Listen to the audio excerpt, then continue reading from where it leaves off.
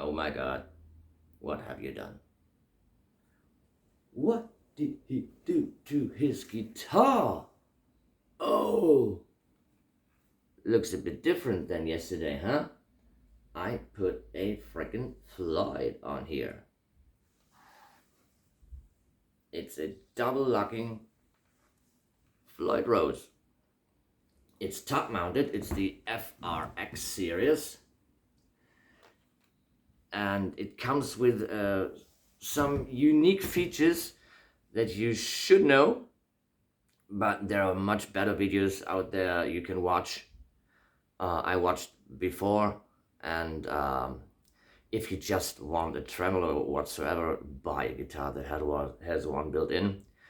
But I got this from another YouTuber. If you want to mod out a specific guitar, and that's what I wanted, this is maybe the way to go. He had a few videos. He had the chrome version. This is the black one, which is a little bit more expensive. And he hated it. Then he hated it a bit more. And then he made a video that maybe I was wrong. He said, okay, it has its purpose, and it's okay to have it. It's not totally junk. And if you want to trem on this guitar, this is really the only way to do it. And look at this gigantic thing of a bridge. It's huge, a humongous piece of metal. This is now as heavy as my SLS E1, same weight. It served a bit of the neck dive. It wasn't neck dive really, but now it's more stable. This shape, many people say they don't like it. It's made for SG and Les Paul guitars, and I get it. It's a round guitar with this triangular bridge in the middle, and that doesn't please the eye very much. I think in this shape it looks much better. Huh? The triangle shape. And oh yeah, I replaced the knobs back with the original ones in black, because with this much black metal beside it, doesn't look good. It bited itself. It looked better with the original knobs. So these are the original push-pull knobs. You have to drill 2 holes. Some say you can use it without the locking nut at all, but then you need a very, very well cut and lubricated nut. I don't recommend that, but you can. I heard this. I don't use the screws that come with the Floyd. The instructions, by the way, are really, really shit. I even bought some, come here, shims. There, you see, 3 ones and 3 different thickness, 3 different sizes, but I don't need them. It's important that these strings don't float over the clamp when it's not clamped, I mean, and it fitted fine, so I just use it like it was. I used smaller screws because personally I don't think it's a good idea to drill holes in your headstock. It's a weak point. I have a volute here, but I used just smaller screws, smaller diameter and shorter. The main purpose of these screws is just to hold this down. So as long the head of the screw is pushing the plate down, you're good.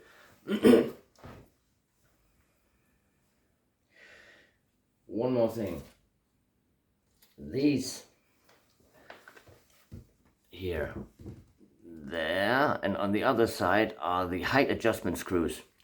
And these screws there, you adjust them here, and the The underside comes in contact with your guitar, and this would check your finish or ruin the lacquer. And they give you those black little dots here, yeah, plastic shitty things that separate when you're not careful, and they're not looking really good. I had laying around some out of rubber, and they are more thick. There you can see them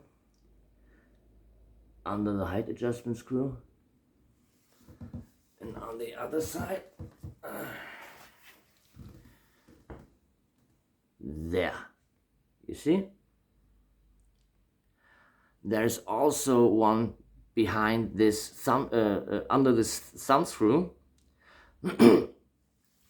because on YouTube I saw that it's possible that the finish is damaged because of this screw when it's coming down. And when you're not careful, or when you get setting it up and you pull where you should not pull, it can happen that it separates here, and it quang, it jumps out, and then it hits the downside of the guitar. So underneath here in the middle there is another piece of rubber, maybe 2 centimeters long. I put it in here, and it helped. It happened. And I saw on the piece of rubber that there was a dent in it, so it would have damaged the guitar if I had not done it. So this was also a tip out of YouTube. YouTube is a great source of information for some things, not all of them. This is now mounted to dive only, because this is my first trem after years. I had I was 16 or so. I had a BC Rich Warlock with a Floyd Rose Special on it, and I was not very happy with that. But as long as the string don't break. So it was a floating trem. This is now not floating. It's blocked, but you can dive down. And so far it's all I need now. I will later set it up to floating, but now it's like that. The other thing I recognized is when I used the trem, there was a scraping sound, and I don't know where that come from. Maybe you have the same problem. I thought this screw would come in contact with the outer, with this piece of metal here, with the outer ring. But no, it was the little plate that is mounted under here. So there is a little thing, this thingy, that everyone is referring to as a plastic bolt. To be specific, it's nylon, and it sits there where the hole is. That in the middle. Can you see the hole? I have to find on this. There. So there goes this thing. And before I bought it, I read that some people take it out because it makes noises, and I did that, and it felt way better, but the scraping sound was still there, and it was the little plate that is mounted in there. This one here. I took it out, and now no scraping sound anymore. This is for a setup in between, I think, a semi-floating the system.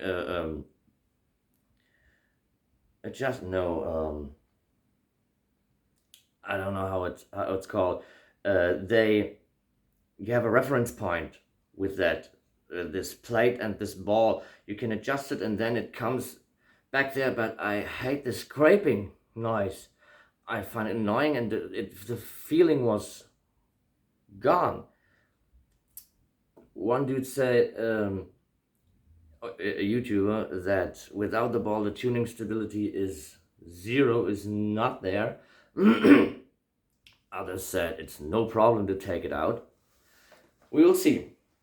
This is just the second day. I needed 2 hours or so to mount that and to get behind how it works again. This is maybe the first Floyd I have in years, so it's not so easy to get used to it in a day. The tremolo arm is very sensitive. You have 2 screws to adjust them, here and one behind, and you really can fine tune to where it falls or where it gets loose. It's very, very sensitive. What can you do with such a device? Many things.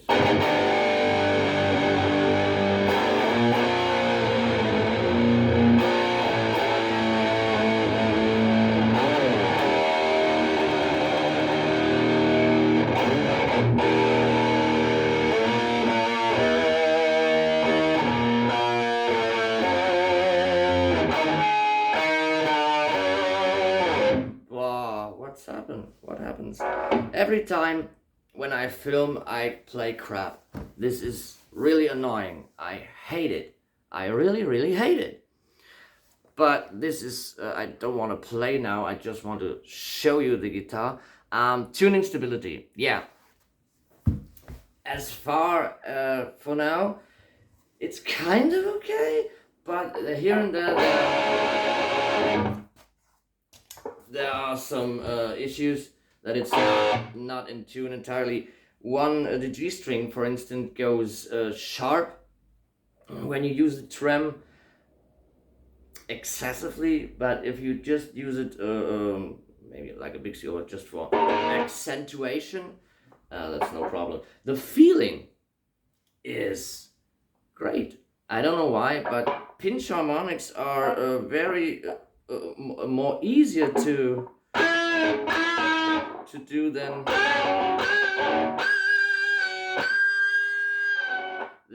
before.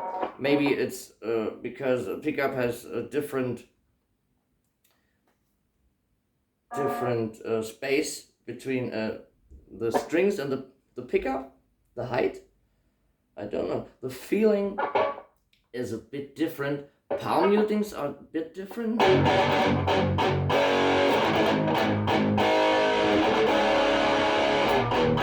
Oh, it's out of tune again, I think.